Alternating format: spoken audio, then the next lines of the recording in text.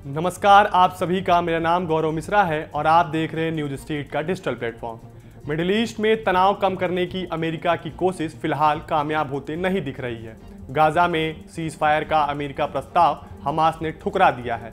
ऐसे में 10 महीने से भी ज़्यादा समय से गाजा में चल रहे जंग का फिलहाल रुकना नजर नहीं आ रहा है। इस युद्ध में अकेले गाजा में करीब 40,000 से ज्यादा लोगों की मौत हो चुकी है। हर दिन यहां धमाके और लाशों के ढेर मिल रहे हैं। गाजा में युद्ध विराम रोकने के लिए लगातार कोशिशें जारी है, लेकिन सुलह की अब तक की तमाम कोशिशें नाकाम रही हैं। इजराइल और हमास इसके लिए एक दूसरे को दोषी मान रहे हैं और अपनी अपनी शर्तों पर अड़े हैं। इस बीच हमास ने गाजा में सीज फायर के अमेरिकी प्रस्ताव को ठुकरा दिया है। इस बैठक से पहले अमेरिका ने यह बयान देकर दुनिया को दहशत में डाल दिया था कि गाजा में जंग रोकने की आखिरी कोशिश है। 40,000 मौतों के बाद भी अगर गाजा की कत्लेआम नहीं रुकता तो तृतीय विश्व युद्ध रोकना लगभग असंभव हो जाएगा। दूसरी ओर इजराइल और हिजबुल्लाह के बीच बमबारी अचानक तेज हो गई है। वही ईरान के धमकी देकर इजराइल के साथ ही अमेरिका की भी टेंशन बढ़ा दी है। मौजूदा हालात में वर्ल्ड वॉर का खतरा धीरे धीरे आगे बढ़ता दिख रहा है। इस रिपोर्ट में देखिए कि आतंक के खिलाफ इजराइल का एक्शन जारी है। इजरायली फाइटर जेट्स ने लेबनान में हिजबुल्लाह के ठिकानों पर भारी बमबारी की। इसके अलावा ड्रोन के जरिए भी हिजबुल्लाह के ठिकानों को निशाना बनाया।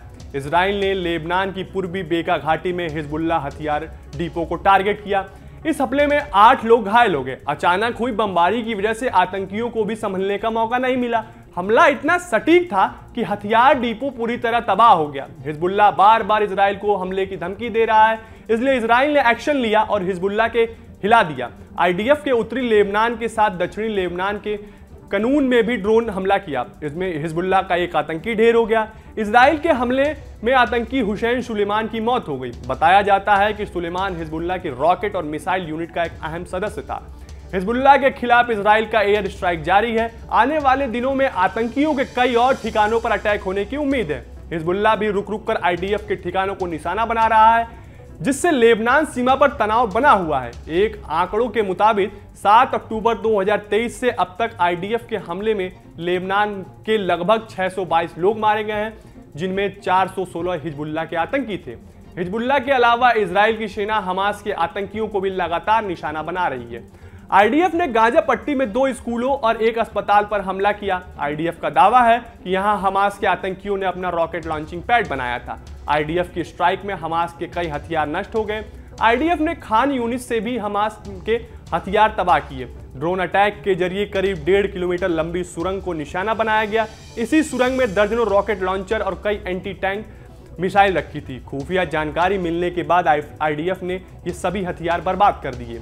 हमास और हिजबुल्लाह के खिलाफ इजराइल ने ऐसे वक्त में हमले तेज किए हैं जबकि अमेरिका की ओर से सीज फायर की कोशिशों की जा रही है। अमेरिकी विदेश मंत्री एंटनी ब्लिंकन ने तेल अवीव में इजरायली पीएम नेतन्याहू से मुलाकात की। इस दौरान दोनों के बीच गाजा में युद्ध विराम को लेकर चर्चा हुई।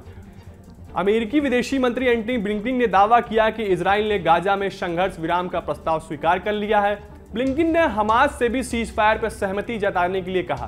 एंटनी ब्लिंकन और नेतन्याहू के बीच करीब 2.5 घंटे तक बैठकें चली, जिसमें युद्ध विराम से जुड़े सभी पहलुओं पर चर्चा हुई। हालांकि हमास पहले ही सीज फायर की कोशिश खारिज कर चुका है। हमास का आरोप है कि इजराइल हर बार समझौते में नई शर्तें जोड़ देता है ताकि युद्ध विराम को लेकर कोई सहमति न बन पाए और उसके सैनिक गाजा में लगातार कत्लेआम करते रहे।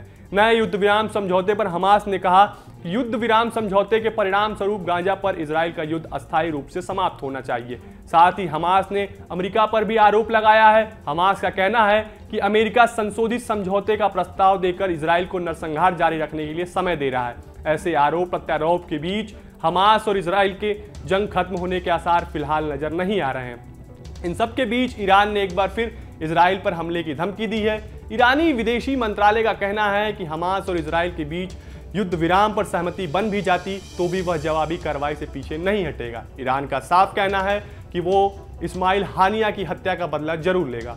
जानकारी के मुताबिक इसके लिए ईरान जबरदस्त रूप से तैयारी में जुटा हुआ है। ईरान के हमले की आशंका को लेकर ही अमेरिका, कतर और मिडिल ईस्ट में तनाव कम करने की कोशिश कर रहे हैं। हमास और इजराइल के बीच सीज फायर कराने का मकसद यही है कि किसी तरह हालात सामान्य किए जाएं और ईरान के हमले को टाला जा सके।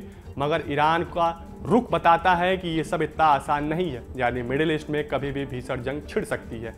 आपके लिए खबर हमारे वरिष्ठ सहयोगी पंकज मिश्रा ने लिखी है। आपको हमारा ये वीडियो कैसा लगा हमें कमेंट बॉक्स में जरूर बताएं। न्यूज नेशन अब व्हाट्सएप पर खबरों के ताजा अपडेट के लिए न्यूज नेशन के इस क्यूआर कोड को स्कैन करें।